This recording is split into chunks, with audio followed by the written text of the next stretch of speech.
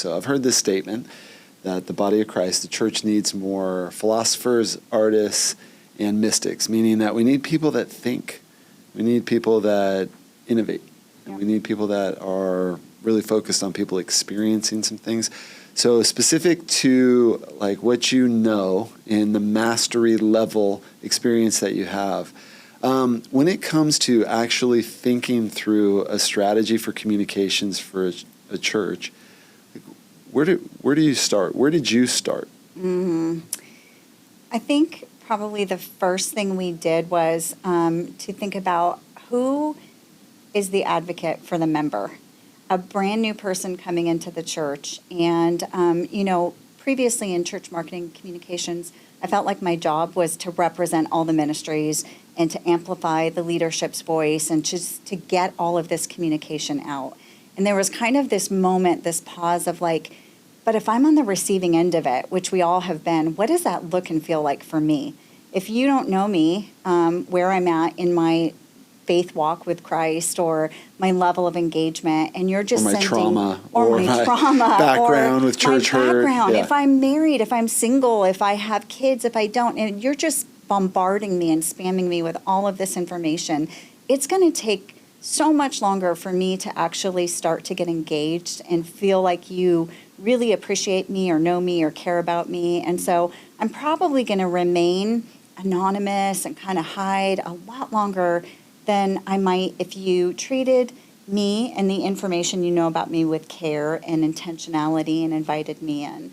And so that was sort of like when I was given the permission to really rethink how we do church marketing communications, the first thing I did was just say, like, let's pretend our first and primary job is to be an advocate for a new person coming into the church. So I have to know everything that's going on with the church and what our teaching message is for every week and what leadership wants to convey. But I also have to be thinking about what is the stage that a particular individual might be in and what's the right information to share with them to bring them in. You said something that I'm going to have to pause with because I think it's significant. You said, I got permission to rethink how church communications was done. Who gave you that permission? I think there's a lot of people who actually don't feel like they have permission. Yeah. Maybe they don't feel like they're giving themselves permission because they're basically putting a pillow in a box, so to speak, because this is how it's always been done, right? We know those stories about, things get passed down, but who gave you permission? How did you actually step into going, I'm going to rethink how this is done? Yeah. So you're right. A lot of times we just step in and we inherit old processes, and depending on our passion for our work, you may not ever ask questions. You just kind of do. That's never been my leaning. So one, I happen to be very passionate about church marketing communication. So I was inquisitive myself and felt like there had to be a better way to do this. I also happen to be very fortunate that I had leadership that understood really effective communication as well and believed that we could be doing better by our members and we could be doing better to grow our church through more intentional communication. I think that's a huge point, though. As leaders, our role and responsibility is not this high and exalted position. It's actually great leadership is to listen to the people that God's brought you, their genius, but also to think again, which is the biblical word for repentance. And I think there are some churches and church communication teams that need to have a moment of repentance. I absolutely change the way that they think and the process of it. Okay, that's great. So, let me ask a question. So then you structured this in a way that was actually feasible to carry it out, which means that there had to be some frequency, cadence, rhythm. What did that look like? Because I imagine that was a little bit daunting in the beginning.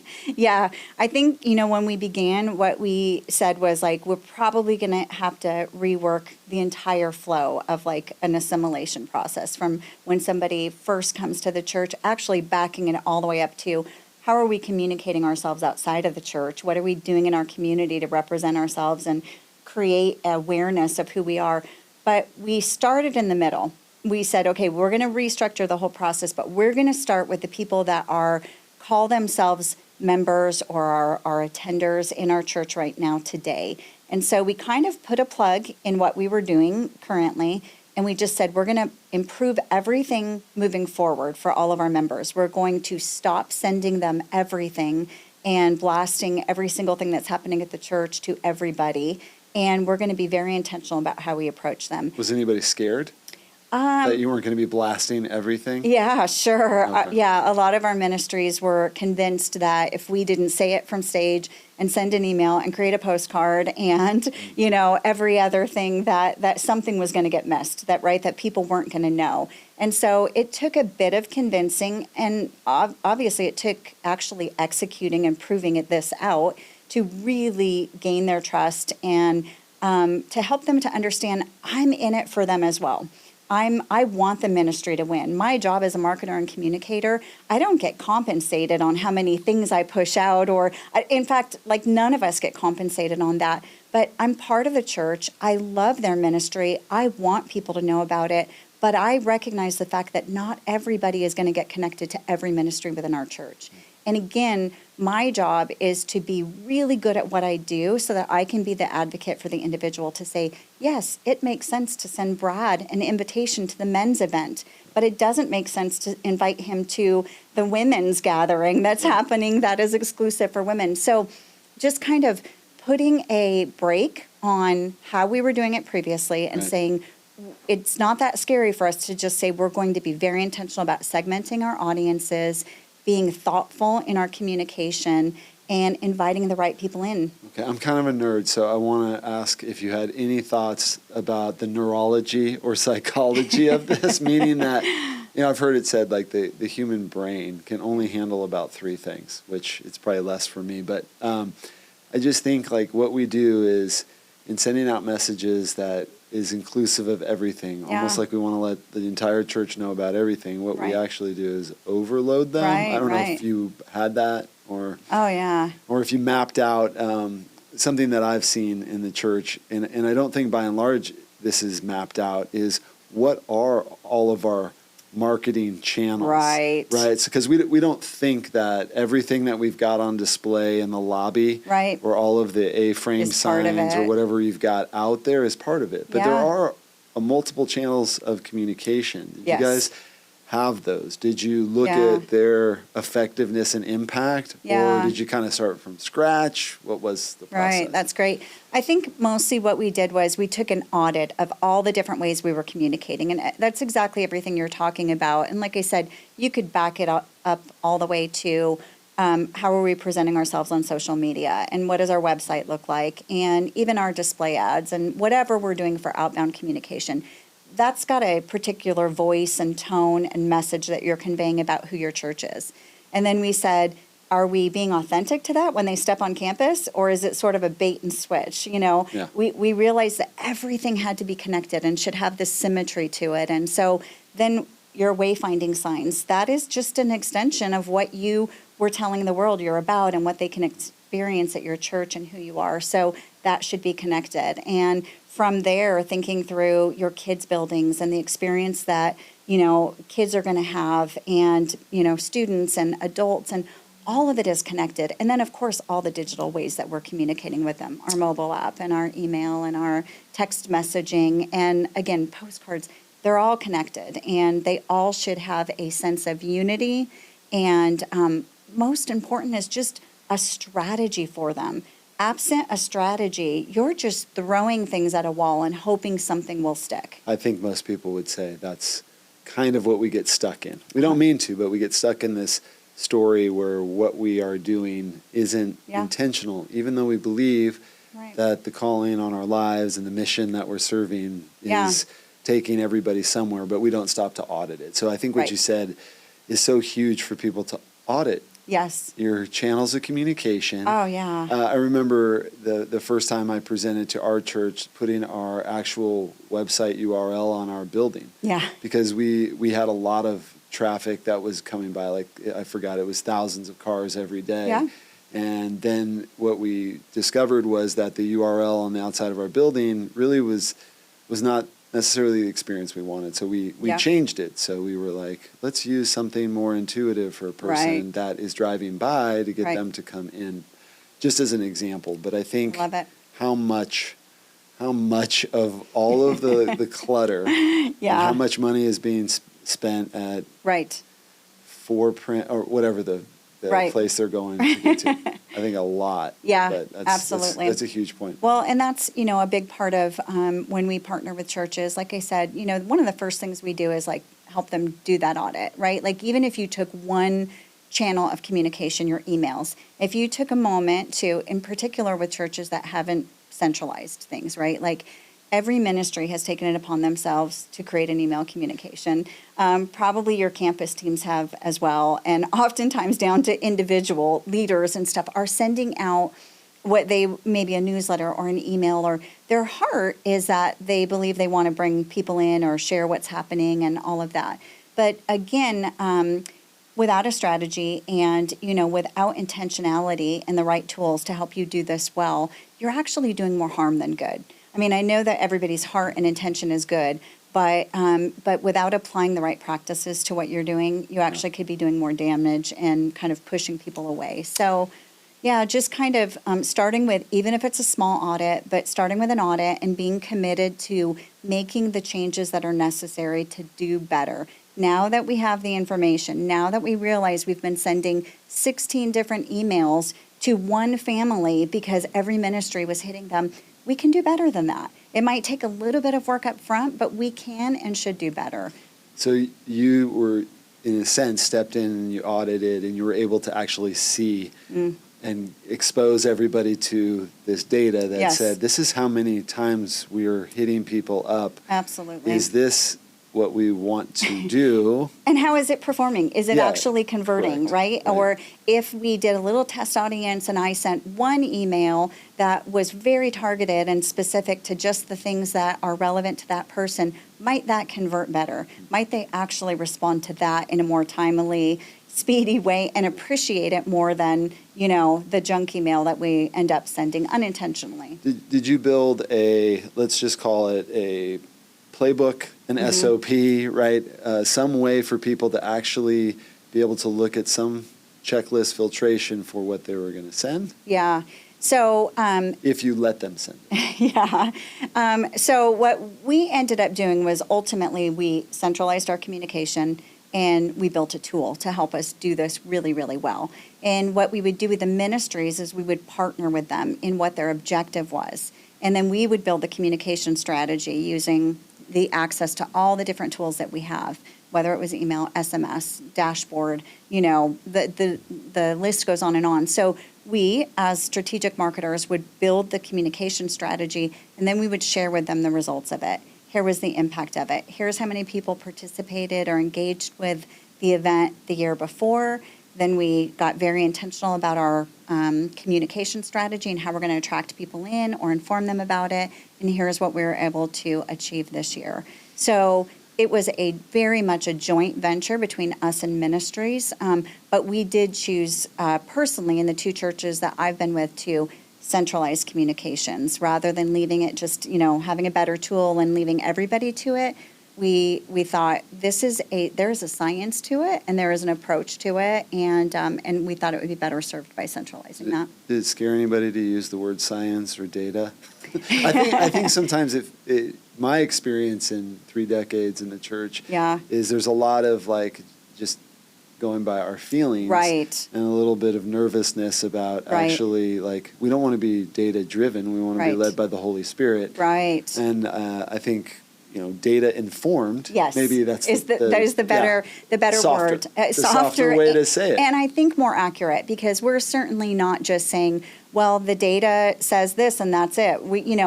There's still leadership input into all of this and ministry input and the hearts and souls of all these people that care about it. So we're using the data to inform our decision making, but it's not making the decisions for us. There is still very much human involvement and engagement in this. But absent the data, again, you have no way of knowing if what you're doing is effective. And at the end of the day, whether it's leadership, ministry, comms team, all of us we're doing what we're doing for the effect of it, the effectiveness of it. We want to see lives change. So If we don't have a way to measure and know if we're getting better at it and if we're actually achieving what we're trying to do, what's the point? Well, and then it feels like the question we like to ask at StudioC is like, what's our job and are we any good at it? Are we any good at it? It's a kind of sometimes feels like a scary question, Yeah. but I think it's a great question. Yes. And then, if you spent any time in ministry, Yes. and you're like wanting to know, Yeah. are we doing it? Yep. Are we transforming lives, Yes. or are we just getting people to attend things, or are their lives getting better? Yeah. Is there wholeness and transformation? And I think agree. that's a key part of this. I think when we start stepping into the engine that got built to actually make sense, when I started in the church, we actually didn't have databases. Right. So that's why there's gray hair here. But we had Excel sheets, honestly. But Yep. everything was paper. Then when we moved to all these solutions and tools, I think Right. people started to feel like, oh, that's it. Yeah. Now we've solved, and really it was just more things to have to Right. learn, Right. which I think people get nervous about, right? Yeah. You got to hire more people to be able to handle that tool and then Right. do that, where I think that's overcomplication. Yeah. I think all those tools should serve the purpose of Right. the heartbeat of developing disciples. Yes. But I do think where StudioC steps in with our MES, our member engagement solution, is we actually make sense of all of that. So Yeah. we take all of this data in the database, whether it's you've got personality profiles, Right. traits, Enneagram, Right. core value index, Myers-Briggs, strength finders. Yep. There's a lot. There's a or lot. any of it. But Yeah. it serves it up in a way. Yeah. So now you have this accessible Yes. to segment that audience and say, Right. okay, this is who I'm talking to. Yep. Now, what do I want to say? Right. I want to ask you about that. How did you start thinking about, what do I want to say Right. to the 32-year-old mother of three? Right. I love that. I was just talking with a church yesterday that was like really excited about the tool, but kind of paused for a moment and was like, I'm a little worried about content. And I thought the content actually creates itself. If you really are applying marketing tactics or healthy communication strategies to your church, the content is there. So, I live and breathe by an annual calendar, and I think any church that doesn't have one yet, first of all, let us know, because Why? we will share it with you. Why is a calendar important to you? Because what was amazing to me when we first charted what we were doing at our church, were the number of things that we were doing, events and classes and programs and just stuff that we had no idea what the intent of it anymore was. Some of them were just these legacy things that we had just carried on. We had no idea of the value they were bringing. There is money and time and sweat that goes into everything that the church does. And if you don't have an objective for it, if you're just doing it and not even realizing if it's bringing value or not, then that's not benefiting anybody. So when we started with the annual calendar, we always started with the teaching series and what was happening, right? The weekend experience, what's happening from stage and what can people expect. But then we started to look at all the events that when you plug in every ministry's event and program. And we started to look at, if I'm a parent in this church, here are the things that you have for me and that you're encouraging and asking me to go to. Here are the things that you've asked my kids to participate and be a part of. As a parent, I also have to be aware of those or somewhat available for those. And the list went on and on and on. And we were competing with ourselves. And it was unobtainable. And again, I go back to some of these things we do are not neutral. They're not like, well, they'll just pick and choose what they do and they'll discard the rest. If you make people feel unsuccessful as a part of your church, like they're not living up to all these expectations and these things that you're sort of pressuring them to be a part of, they just tend to withdraw a little. It feels like you're asking too much.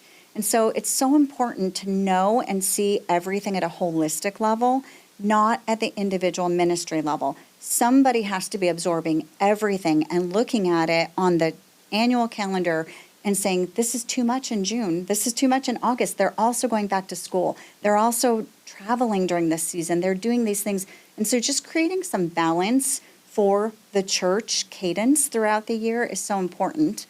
Helping highlight those things so that collectively, leadership and ministries, everybody can agree on a better balance and cadence throughout the year that would feel good for somebody to be a part of and be able to engage with. Feels like a question of like, are we making them followers of our way or Right. the way of Jesus?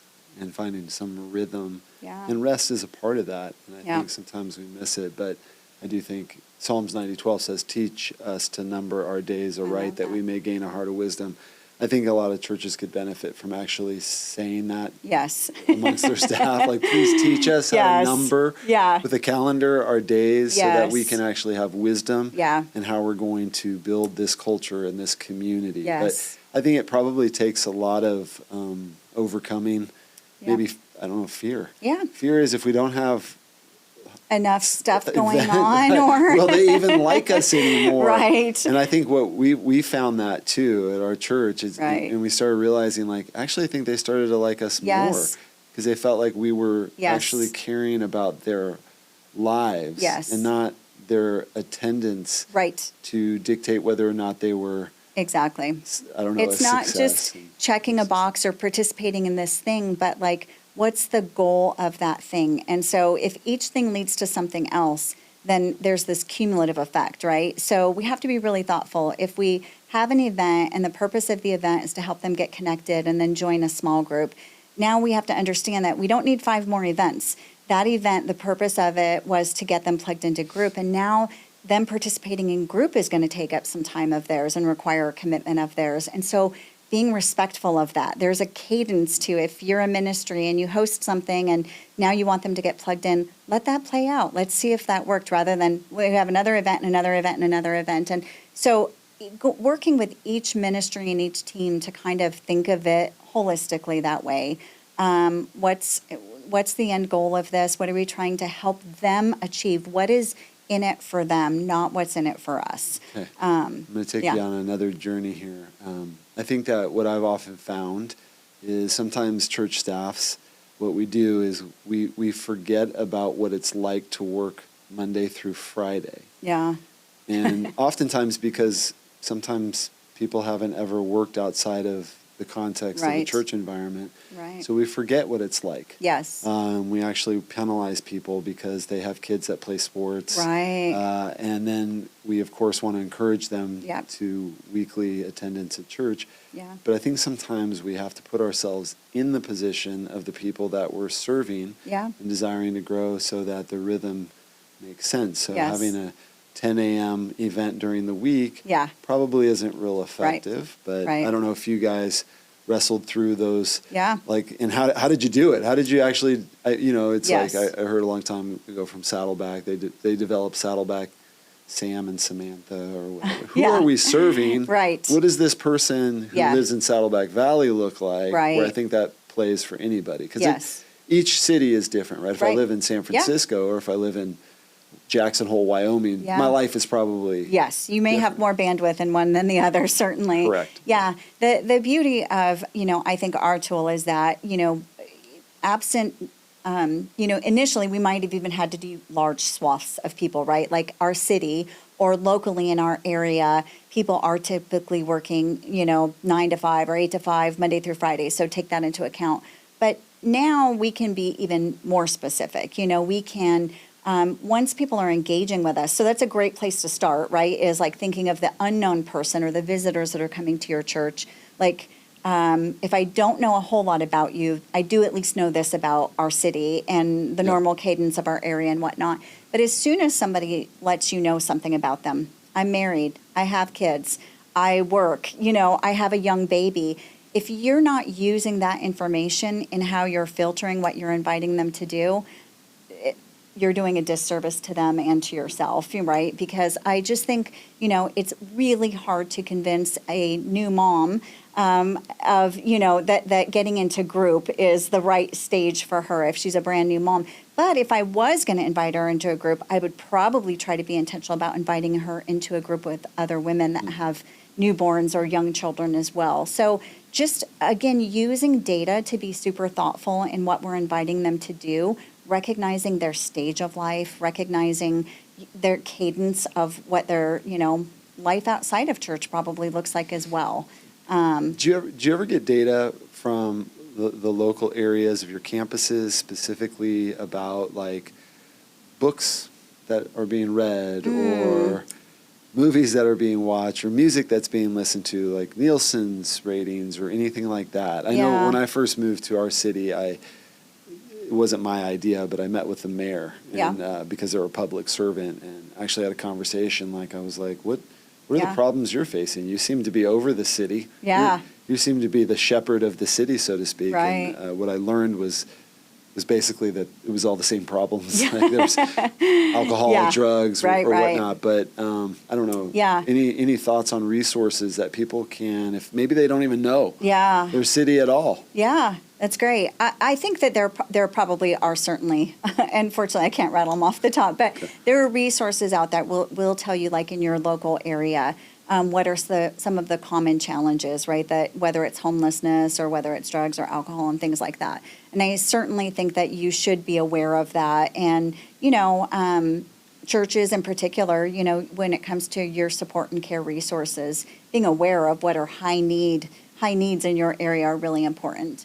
But another great way to know that is just by polling your members of your community, the people that are, whether they're participating or fully engaged members, but occasionally, and through our tool, it's one of the first things we were so excited about rolling out was the ability to take a poll, and it could be time sensitive. It might be around, like, what did they think of the teaching that we just did and the resources we have available? Or it could be bigger, like, what are the challenges that you're facing outside of church and in your life? And, what are some areas that you'd like to learn more about or hear more about? And so I just think, yes, we can certainly go to some, stats and look at citywide information, or we can start with our own community and start to know them better. That's good. I think the power of the poll is huge. I think partly because there is now a way to dialogue that's healthier than basically having to wait till they're frustrated because your sermon said something that they didn't jive with. Exactly. So now if I'm doing a series on marriage and I want to know what resonated with you over this 6 weeks, what would you like to hear more about? Right. As opposed to, and of course we don't want to eject this, I think it's an important part. So from my experience, it's always been, this is what the Holy Spirit told me to say. Yeah. And I appreciate that. Yeah. Sometimes it hit. Yeah. And sometimes it didn't. And sometimes it not hitting could be the Holy Spirit too. There's a lesson in that too. But is it okay to take a humble posture that maybe letting our people tell us is not letting the tail wag the dog? Absolutely. It's actually, you have two ears for a reason and one mouth. Like, I think that feels almost like controversial to say. Oh man, I hope not, because I'm such a big believer in two-way communication. And so certainly the leader was called into their role for a reason and a purpose, but I think you have to always be humble and always be growing. And if you're really there to shepherd your people, then the feedback from your people is really important too. It may not change your mind, right? Like, you might not concede or change something just because somebody's preference, right? But it at least informs you. And so now you know that there's a sense in your community, or there's a feeling, or there's a pulse. And I think you should use that to help inform you, and maybe there's a portion of what you talk about that addresses that. And so I really don't see the harm in creating two-way communication versus just relying on, it seems like common sense. Yeah. From the one standpoint, I'm sitting here thinking this probably won't make it into anything we share, but I'm the headwaters of my household. And if I came to my wife and said, the Lord said this. The Lord may very well have let her know that was coming. And she might actually she's push already prepared against it, because there is this part of it. And I think there's a need for that in the body of Christ to actually respect. You use the word respect. Yeah. The people that God has brought into our churches and our communities, so that we can. And I think a poll is a great way to do that. I do too. So now we don't just have to stand at the door. And I think a lot of times pastors, I myself would say this as well, like, you get a little hesitant because people can be a little spicy sometimes. Yes. But I think a poll allows you to control that conversation a little bit. Like, be intentional about the feedback that you're soliciting, because you want to use it to do something with it, not just a gripe session, right? So being intentional about soliciting it. But also, being clear that we're doing this because we do see this as a relationship. This is not a one-way, you come to church and we tell you what's coming and just participate and do these things, we're really trying to figure out what are the needs of our people, what's the rhythm of their life, how can we minister to them, help connect them and grow them, and it's got to be reciprocal in order for it to be effective. So. I think one thing, if I'm thinking back, giving pastors permission to understand that they don't have to be they don't have to be in the stages of where their church is at. They don't have to be everything to everybody. Okay. And what I mean by this, I remember people coming to our church at a time when we didn't have small groups. And so we asked them, like, what's important to you? And they said, well, groups. I got to be in groups. And we were like, well, we currently are not offering groups at this exact season and time. But there's a church right down the street that's amazing at it.